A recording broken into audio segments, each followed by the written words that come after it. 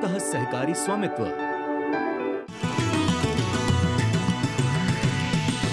DD किसान, बदलते भारत की शान।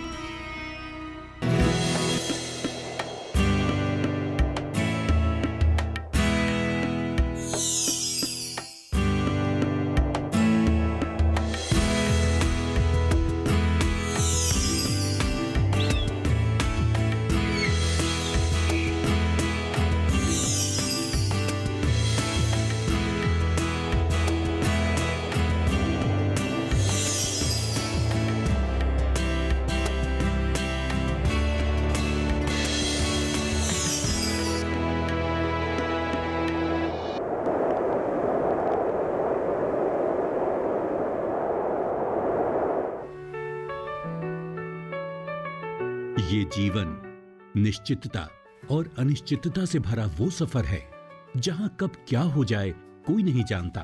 करने को हम कितनी भी प्लानिंग क्यों न कर लें, लेकिन ऊपर वाले की प्लानिंग के आगे किसी का बस नहीं चलता। जीवन पथ अपने हिसाब से मोड़ लेता रहता है और हम सबको उस पथ पर चलना ही पड़ता है।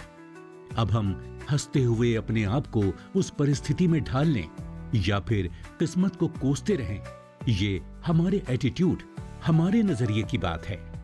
आज हम आपको मिलवाने जा रहे हैं ऐसी ही एक महिला किसान से, जिनके एटीट्यूड ने उन्हें बनाया है भारत की फार्म लेडी। मध्य प्रदेश के रायसेन जिले के सिलवानी की रहने वाली इस महिला किसान का ये सफर न सिर्फ संघर्षों से भरा हुआ है, बल्कि संघर्षों को सफलताओं में बदल देने की ये एक अनूठी दास्तान भी है। अपने किसान पिता की ख्वाहिशों और अपने सपनों की उड़ान को परवाज देने के लिए भारत की इस फार्म लेडी ने जो कर दिखाया है, वो अपने आप में एक मिसाल से कम नहीं। आइए मिलते हैं एक होनहार और अद्भुत शख्सियत वर्षा शुक्ला से, जिन्होंने न सिर्फ खेती के परंपरागत तरीकों के आगे जाकर नए नए प्रयोगों से खेती को एक नई दिशा प्रदान की, साथ ही साथ अपने क्षेत्र के किसानों को ऐसी राह दिखाई जिसने उनकी दिशा ही बदल दी। मैं पिछले 5 सालों से यहाँ पर किसानी कर रही हूँ। मैं गेट की प्रिपरेशन कर रही थी। गेट की प्रिपरेशन करते टाइम मैंने गेट को क्वालिफाई किया 2012 में। इनबॉक्स मैं चेक करती थी, मुझे कोई मेल नहीं आया। लेकिन एक दिन बैठे बैठे ही मैंने जब अपना स्पैम खोला तो मैंने देखा कि मुझे इंदौर IIT से कॉल आया है। जब मैंने देखा तब उसकी डेट जा चुकी थी। फिर मैं गई, मैंने वहाँ पर प्रोफेसर से बात करी, पर उन्होंने कहा कि अब हम कुछ नहीं कर सकते हैं। धुन की धनी लगन की पक्की वर्षा ने अपने सपनों को पा ही लिया था। इंटरव्यू कॉल भी आया, लेकिन किस्मत को कुछ और ही मंजूर था। और फिर कहते हैं ना, God has its own plans. पढ़ना मुझे बहुत अच्छा लगता था और बच्चों को पढ़ाना मेरी हॉबी थी। 2014 में मैंने खोजबीन शुरू करी कि हमको कैसे प्ले स्कूल खोलना चाहिए। लगभग मुझे 2 साल लगे ये पूरा रिसर्च करने में। 2016 से लेके 2017, 18, 19 बहुत अच्छा चल रहा था हमारा डे केयर सेंटर। हमारे यहाँ पर बच्चे बढ़ते जा रहे थे। फिर आया मार्च 2019, यानी कोविड का साल। गवर्नमेंट एडवाइजरी जब आई कि सारे स्कूल, सारे सर्विसेज बंद करनी है, तो हमको भी अपना प्ले स्कूल और डे केयर सेंटर बंद करना पड़ा। मुसीबतें कभी अकेले नहीं आती, साथ में लाती हैं ढेर सारी मुसीबतों का पहाड़। और ऐसा ही कुछ हुआ वर्षा के साथ भी। लेकिन जिनका हौसला आसमान से बड़ा हो, उनके आगे मुसीबतों के पहाड़ कहाँ टिकते हैं।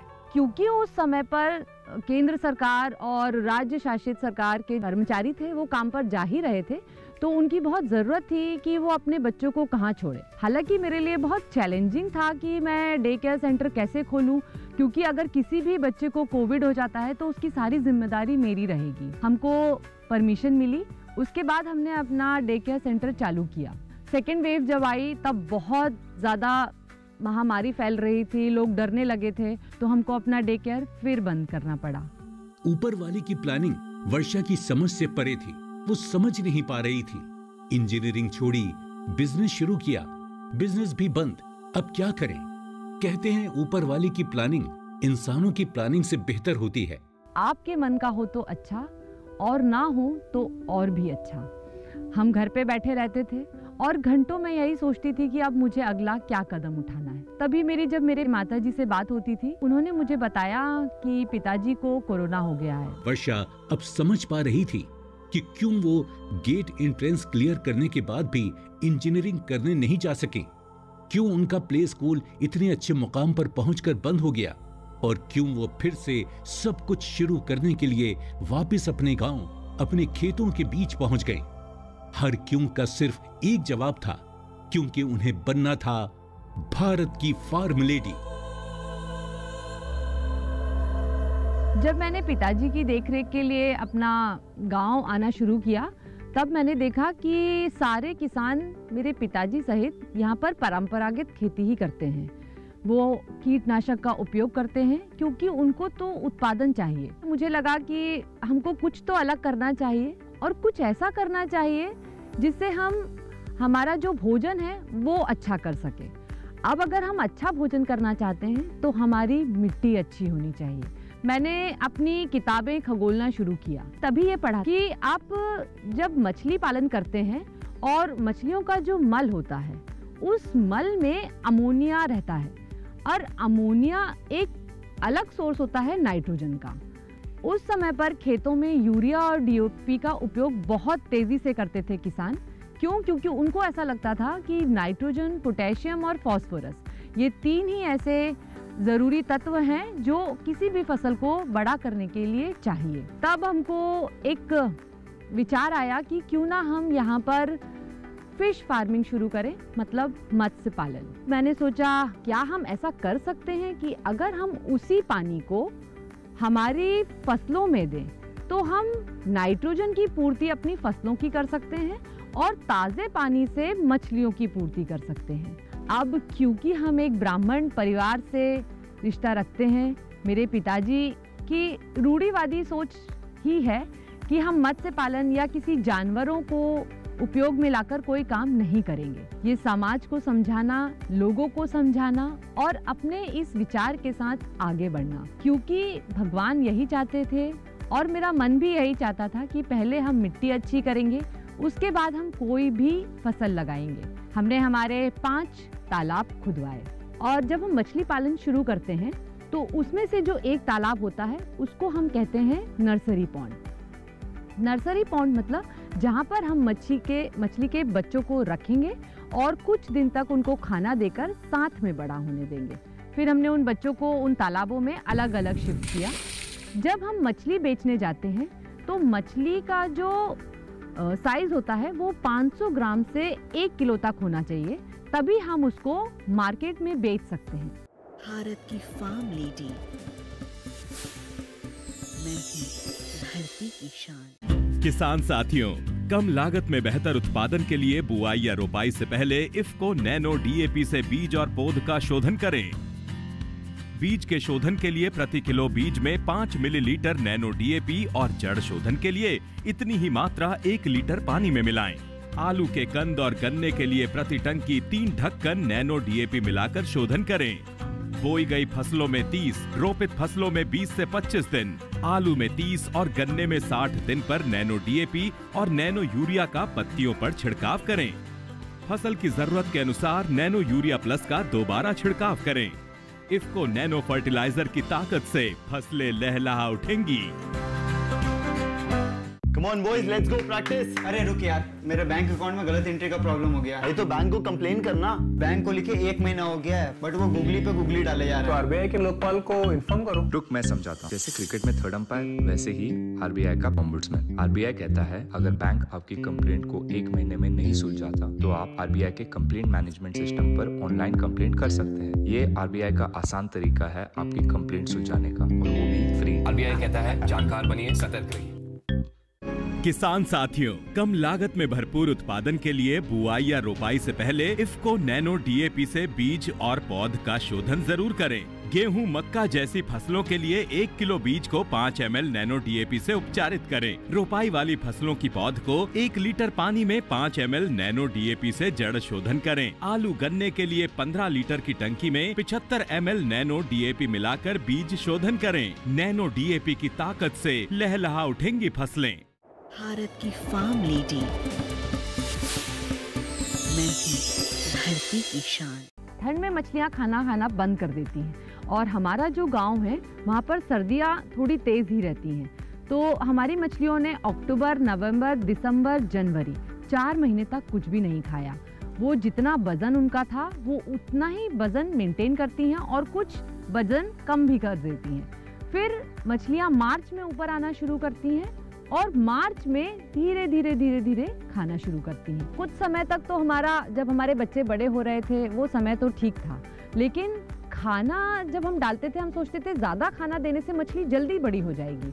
हमारे पास पैसों की थोड़ी कमी थी तो हमको लगा कि हम जल्दी इसको अगर बेच देंगे तो हमारे पास पैसा आएगा, जल्दी बड़ा करने का हमारा भी जुनून था।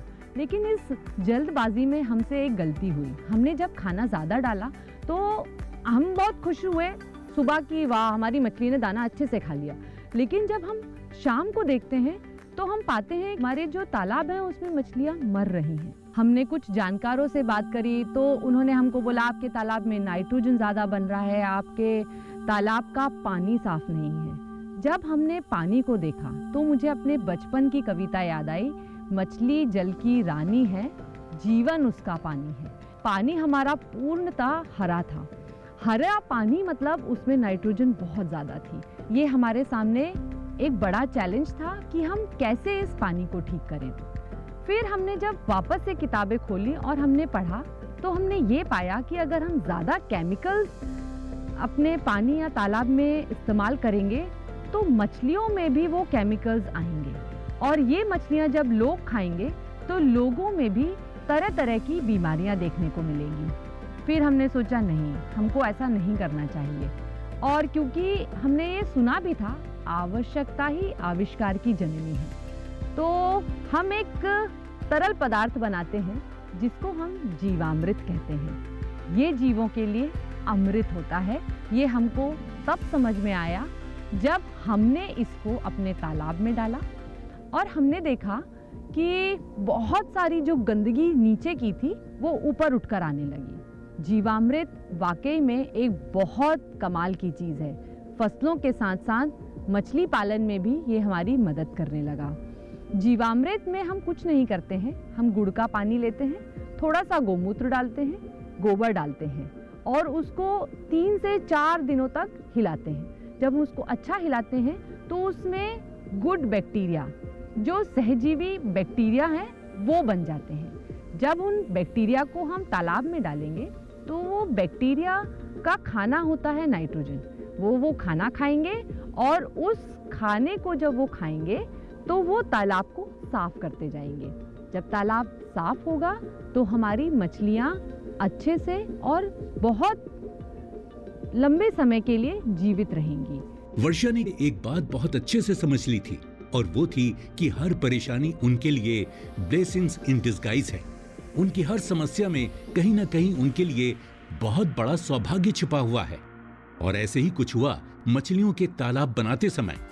जब हमारे तालाब का निर्माण कार्य चल रहा था तब जो लोग तालाब बना रहे थे उनको तालाब बनाने का इतना अनुभव नहीं था। कोरोना चल रहा था तो हम बाहर से ज़्यादा लोगों को बुला भी नहीं सकते थे। उन्होंने जब हमारे तालाब खोदे तो वो मिट्टी बाहर ही छोड़कर रातों रात वहाँ से चले गए। फिर हमने संपर्क किया कुछ लोगों से और उनको बुलाया तो उन्होंने हमसे बोला कि मैडम आप एक ही काम कर सकती हैं कि अपनी जो पाले हैं या आपकी जो मेड़े हैं वो आप थोड़ी चौड़ी ही रख पाएंगे। अब तालाब खुद गए पर मेड़े बहुत चौड़ी हो गई थी। फिर हमने सोचा कि ज़मीन का हम उपयोग कैसे कर सकते थे, क्योंकि मेरे पिताजी आते जाते मुझसे ये बोलते थे कि ऐसे किसानी नहीं की जाती है। अब मुझे वो मोटिवेशन की तरह लगता था कि वो मुझे शायद प्रोत्साहित ही कर रहे हैं कि मैं कुछ अच्छा काम करूं। तो मुझे फिर वहाँ से प्रेरणा मिली कि हम क्यों ना यहाँ पर सब्जियाँ लगाएं। हम गांव में रहते थे, हमको सब्जियाँ मिल नहीं रही थी, तो हम अपनी ताज़ी सब्जियाँ खाएंगे और अपना मछली पालन करेंगे।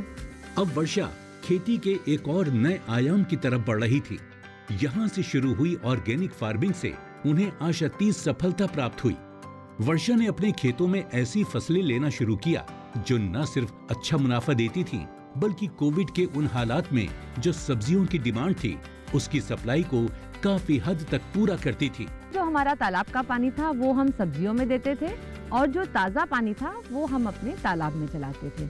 अब सबसे पहले हमने वहाँ पर लगाया आलू, लहसुन और प्याज। जब हमने ये सब लगाया, हमको 4 महीने बाद उसका बहुत अच्छा उत्पादन देखने को मिला। हमारे लिए वो बहुत बड़ा मोटिवेशन था, क्योंकि हमने बिना किसी अनुभव के, बिना किसी सटीक जानकारी के ये काम किया था। उसके बाद हमने सोचा कि क्यों ना अब हम यहाँ पर तरबूज, खरबूज और खीरा लगाएं, क्योंकि तरबूज, खरबूज सिलवानी में बहुत आसानी से हम लोगों को उपलब्ध नहीं होते थे और मेरा बच्चा था, उसको फ्रूट्स खाने की बहुत आदत है। फिर हमने वहाँ पर तरबूज, खरबूज और खीरे की खेती करी। जब हमने ये खेती करी तब हमने देखा कि हमको बहुत अच्छे ऑर्गेनिक तरबूज मिल रहे हैं।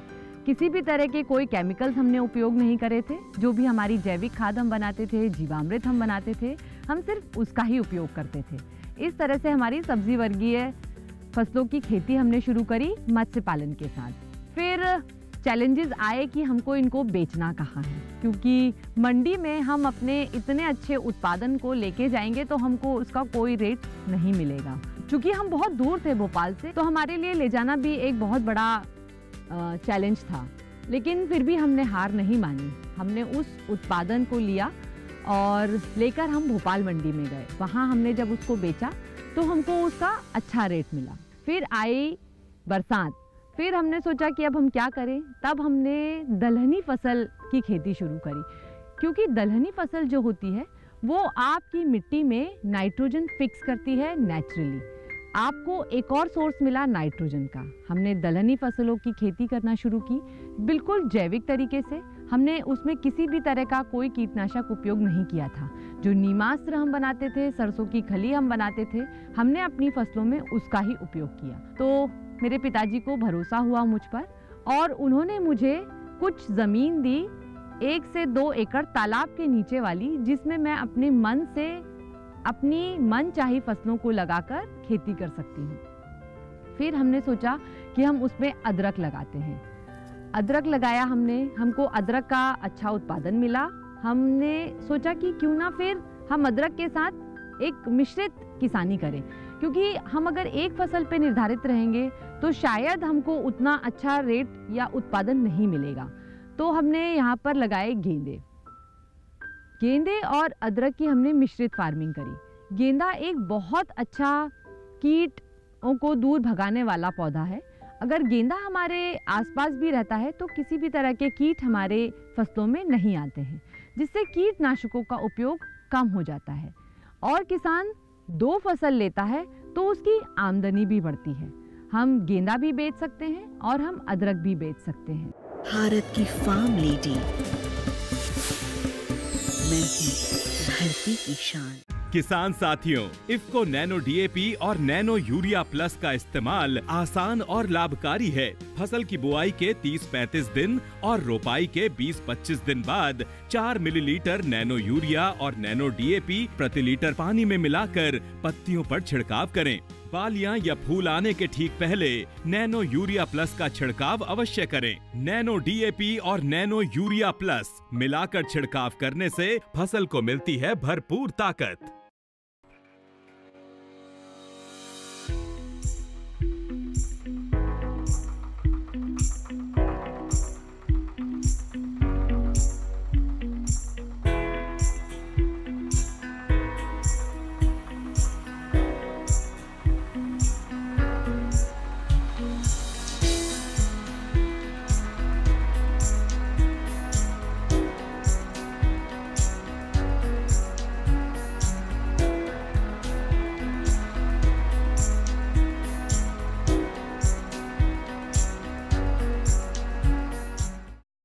इफ्को नैनो यूरिया प्लस की बात है निराली। गुण है इसके दमदार, शक्तिशाली, किसानों के जीवन में लाए खुशहाली, हो खेतों में हरियाली ही हरियाली।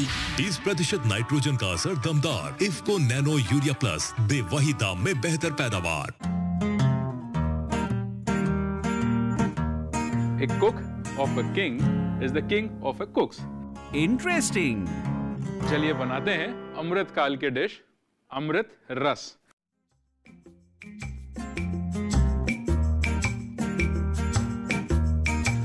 अब फैशन में भी वापस आने लग गया है, तो इसी फैशन के साथ ही हम एक फैशनेबल डिश भी इसकी बना रहे हैं थार ग्रेन रिजोतो।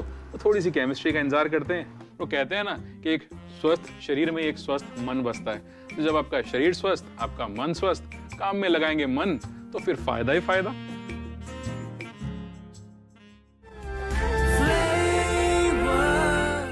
श्री अन्न इस मंगलवार 3 दिसंबर शाम 7 बजे सिर्फ डीडी किसान पर। किसान साथियों, खेती का खर्च और मानव श्रम कम करने के लिए ड्रोन से छिड़काव बेहद आसान और लाभकारी विकल्प है। 1 एकड़ में फसल के लिए ड्रोन की 10 लीटर की टंकी में 500 मिलीलीटर यानी 1 बोतल नैनो डीएपी और 500 मिलीलीटर नैनो यूरिया प्लस मिलाकर छिड़काव करें। ड्रोन से 1 एकड़ में स्प्रे सिर्फ 6 से 7 मिनट में हो जाता है। ड्रोन से नैनो उर्वरकों का छिड़काव यानी खेती को रफ्तार। भारत की फार्म लेडी, मैं हूँ धरती की शान। मछली पालन बहुत तरह की मछलियों के साथ किया जाता है। मछलियाँ अलग अलग प्रजाति की होती हैं। हमने जो प्रजाति उपयोग करी वो थी पंगास। हमने करीबन 8-8 हज़ार बच्चे हर तालाब में डाले और इससे हमारा जो अनुमान आया वो ये आया कि हमारे पास 40,000 बच्चे हैं हर तालाब में। अब ये सोच के हम बहुत खुश हुए कि हमारे पास एक अच्छी आमदनी आ जाएगी, क्योंकि उस टाइम पे जो मछली बिकती थी वो 100 रुपये किलो से जाती थी। हार्वेस्टिंग कैसे होती है मछलियों की कि मछली खरीदने वाले आते हैं, आपके तालाब में जाल चलाएंगे और फिर उसमें से जितनी भी मछलियाँ 800 ग्राम से 1 किलो तक की, उनको वो ले लेते हैं और बाकी जो छोटे बच्चे होते हैं उनको तालाब में छोड़ देते हैं। हम बहुत खुश थे कि चलो बहुत अच्छा पैसा आने वाला है अब हमारे पास। लेकिन जब हार्वेस्टिंग शुरू हुई हमको तब पता चला कि हमारे पास बच्चे मरते मरते सिर्फ 8,000 ही बचे थे। हमारे पास बहुत अच्छा पैसा तो नहीं आया, लेकिन हमारे पास आया अनुभव। उन गलतियों से सीखते सीखते हम आगे बढ़े और हमने अपने इस मछली पालन के सफ़र को कंटिन्यू रखा। हमने फिर अगले साल मछली पालन किया और अच्छे तरीके से किया। मत्स्य पालन और इंटीग्रेटेड फार्मिंग एकीकृत कृषि प्रणाली से जुड़कर वर्षा की जीवन धारा बदल गई। अब वर्षा शुक्ला एक जागरूक किसान बन चुकी थी और उनकी पैनी नजर कृषि संबंधित हर मुद्दे पर रहती। रेसिड्यू फ्री फार्मिंग यानी अवशेष मुक्त खेती, ये एक ऐसा नवाचार है जो हमारे किसानों को पर्यावरण से जुड़ने का मौका देता है। परंपरागत खेती के फायदे कम, नुकसान ज़्यादा है। क्यों? क्योंकि इसमें किसान कीटनाशक, फफूंदीनाशक बहुत ज़्यादा मात्रा में इस्तेमाल करते हैं। और दूसरी तरह की खेती होती है जिसे हम जैविक खेती कहते हैं। अब किसानों को जैविक खेती के बारे में समझाना मेरे लिए थोड़ा मुश्किल था। उनका मानना ये है कि जब हम जैविक खेती करते हैं तो हमारे पास एक तो उत्पादन कम आता है, दूसरा हमको मुनाफा नहीं होता। मैंने सोचा कि कोई तो ऐसा तरीका होगा जिससे मैं अपने पिताजी और बाकी लोगों को मना सकूं कि हम इस तरह से खेती कर सकते हैं। अब हमने जो रास्ता निकाला हम उसको कहते हैं रेसिड्यू फ्री फार्मिंग, मतलब अवशेष मुक्त खेती। इसमें किसान फफूंदीनाशक, कीटनाशक इनका उपयोग तो करेगा लेकिन कम मात्रा में करेगा और इनको हम न्यूट्रलाइज करेंगे जीवामृत, घन जीवामृत, बीजामृत, नीमास्त्र, ये सारी चीज़ें स्प्रे करके। जब हम फफूंदीनाशक, कीटनाशक का उपयोग करते हैं तो हमको अवधि, समय की अवधि निर्धारित करना बहुत ज़रूरी है कि हम किस समय पे दवाइयाँ डाल रहे हैं, क्योंकि ये जो दवाइयाँ होती हैं इनकी अवधि होती है। जैसे कोई फफूंदीनाशक है वो सिर्फ 20 दिन तक काम करेगा, 25 दिन तक काम करेगा, उसके बाद उसके जो अवशेष होते हैं, इसमें मेजर अवशेषों में आते हैं लेड, जिंक, कैडमियम, सिलिकॉन। ये कुछ हैवी मेटल्स होते हैं जो हमको फसलों में अंत में रेसिड्यू के रूप में पाए जाते हैं। तो हमको किसानों को ये समझाना है कि आप इनका उपयोग करिए, लेकिन आपकी फसल जब आप बेचने जाएं उसके बीच में एक निर्धारित अंतराल होना चाहिए। 25 दिन पहले अगर आपने दवाई डाली है तो कम से कम 25 दिन के बाद उसकी हार्वेस्टिंग करिए, ताकि जो अंत के अवशेष हैं वो किसी भी तरह की लैब टेस्टिंग में ना आए, क्योंकि हम जब अच्छा खाएंगे तभी हम स्वस्थ रहेंगे। ये बात किसानों को समझ में आ गई, मेरे पिताजी को समझ में आ गई। फिर हमने शुरू करी रेसिड्यू फ्री फार्मिंग करना। हम बहुत तरह की फसलों पे काम करते हैं, जैसे गेहूं, चना, धान, बटरी, मसूर, तुअर, उड़द। ये हमारे यहाँ की मेजर फसलें हैं जिनको हम उगाते हैं। रेसिड्यू फ्री फार्मिंग अप्रोच को आगे ले जाने का सीधा सा मकसद हमारा ये है कि हम किसानों से सीधे उनकी फसल खरीदें और डायरेक्ट टू कंज्यूमर्स लेकर जाएं। इसको हम सरल भाषा में बोलते हैं D2C, क्योंकि जब बिचौलिए किसानों से लेते हैं तो कम मूल्य पे उनसे लेते हैं और ज़्यादा मूल्य पे बेचते हैं। इससे किसानों का फायदा तो नहीं हुआ। तो हम एक माध्यम बनना चाहते हैं ताकि हम रेसिड्यू फ्री फार्मिंग करने वाले किसान हैं उनसे उनकी फसल खरीदें, वो भी अच्छे रेट में। मेरा परिवेश एक गांव का है। मेरे पिताजी हमेशा से मेरे लिए ना बहुत बड़े प्रेरणा स्रोत रहे हैं। मेरे ससुराल वालों ने, मेरे पति ने बहुत मेरी हिम्मत बढ़ाई, मुझे मोटिवेशन दिया कि काम तो काम होता है, चाहे आप ससुराल में रह के करें, चाहे आप मायके में रहकर करें। मेरा 5 साल का बेटा है, उसको दिखता है कि हम क्या संघर्ष कर रहे हैं, हम क्या अच्छा उसके लिए करना चाहते हैं। मैं वर्षा का हस्बैंड हूँ। वर्षा जिस तरह से यहाँ पर रहकर काम कर पा रही है वो शायद ज़्यादातर महिलाएं ना कर पाए। किसी फसल को 4 महीने तक बच्चे की तरह पालते हो और जो आउटपुट है वो ज़्यादातर कितनी बार हमारे हाथ में नहीं होता है। तो धैर्य एक बड़ी क्वालिटी है जो मुझे लगा कहीं ना कहीं वर्षा में थी और उसने डेवलप करी है पिछले सालों में। ये वर्षा को देखकर और किसान भी इनसे प्रेरणा लेकर जो जैविक खेती बढ़ा रहे हैं अपनी खेती में, तो उससे उनकी लागत भी कम हो रही है और उत्पादन ज़्यादा आ रहा है। इनके द्वारा जहर मुक्त खेती, जैविक खेती की जा रही है, जो कि आसपास के किसानों के लिए वर्षा शुक्ला जी प्रेरणादायक काम कर रही हैं और एक मैसेज भी दे रही हैं किसानों के लिए कि भाई अभी से आप जहर मुक्त खेती की ओर जाइए, अपने स्वास्थ्य को बचाइए और मिट्टी की उर्वरता शक्ति को बनाए रखिए। नई टेक्नोलॉजी के बारे में, मछली पालन के बारे में एवं दूसरी खेतियों के बारे में भी सलाह ली जाती है। उसमें भी हम प्रगतिशील कृषक के रूप में वर्षा शुक्ला मैडम को लेकर जाते हैं और लोगों को सलाह प्रदान करते हैं। मेरी बेटी भोपाल से आकर मेरे लिए बहुत उसने हुज्जत की कि मेरे को मछली पालन करना है। बहरहाल मैं जाति का ब्राह्मण हूँ, इसलिए मैंने उस लड़की को काफ़ी मना करने के बाद भी वो मेरी नहीं मानी, क्योंकि मेरे लिए कोई बेटा नहीं है। इस कारण जो है उसने बेटे से भी बहुत अच्छा किसानी के अंदर काम कर रही है और मेरा सहयोग कर रही है और आगे भी मैं सोचता हूँ कि वो अच्छे से अच्छा करती रहे। ये मेरी उसके लिए शुभकामना है। मुझे लगता है कि जब चैलेंजेस नहीं होंगे तो हम रुक जाएंगे और रुकना जिंदगी का नाम नहीं है। समस्याएं सबके साथ हैं और शायद समस्याओं का समाधान करते हुए हमको आगे बढ़ना है। यही हमारी जिंदगी है और यही मेरी जिंदगी का उद्देश्य है। भारत की फार्म लेडी वर्षा शुक्ला का चुनौतियों को अवसर में बदल देने का ये सफर न सिर्फ सतत प्रयासरत रहने की सीख देता है, बल्कि हमें सिखाता है कि पॉजिटिव एटीट्यूड, एक सकारात्मक नजरिया हमारे जीवन में कितना सफल परिवर्तन ला सकता है।